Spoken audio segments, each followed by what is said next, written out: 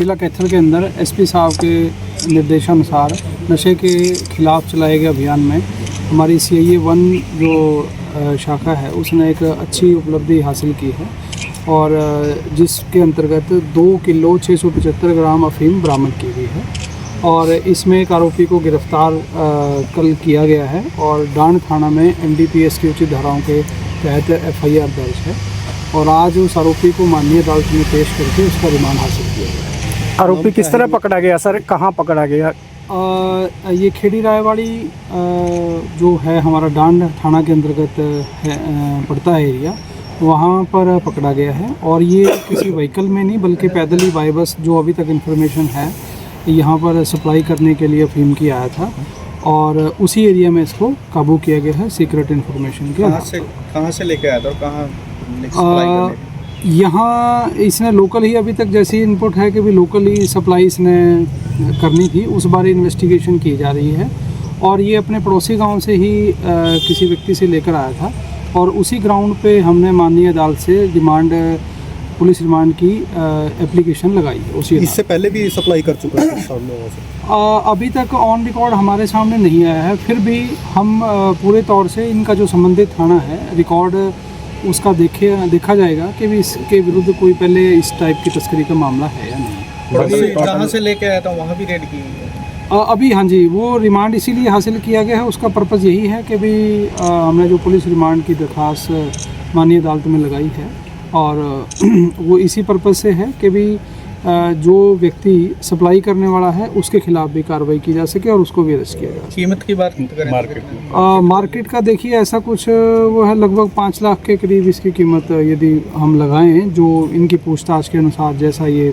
बताते हैं तो इतनी कीमत उसकी बनती है। सर, जैसे नशा तस्करी के मामले कई बार सामने आ चुके हैं, तो पुलिस की तरफ से किस तरह की कार्रवाई अब तक जो है की जा चुकी है और कितने आरोपियों को थोड़ा सा अगर देखिए, जैसे ये मैंने बताया है, ये एक अच्छी उपलब्धि है जो ये जिस केस की हम बात कर रहे हैं, इसके पूर्व भी मैं बताना चाहूँगा कि वर्ष 2025 से अगर कंपैरिजन करें तो 2025 में 112 मामले कुल नशा तस्करी के दर्ज जिला कैथल में किए गए थे और उसके कंपैरेटिवली 19 मामले अब तक दर्ज किए जा चुके हैं इस वर्ष भी 2026 में और 206 व्यक्ति पिछले साल अरेस्ट किए थे और 24 व्यक्ति इस वर्ष भी गिरफ्तार किए जा चुके हैं। इसके अलावा लास्ट ईयर की तुलना यदि की जाए तो पिछले वर्ष 20 मामले जो हैं वो कमर्शियल क्वांटिटी के हमने जिला कैथल पुलिस ने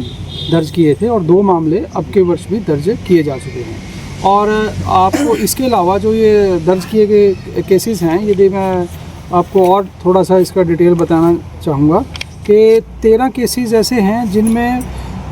हमने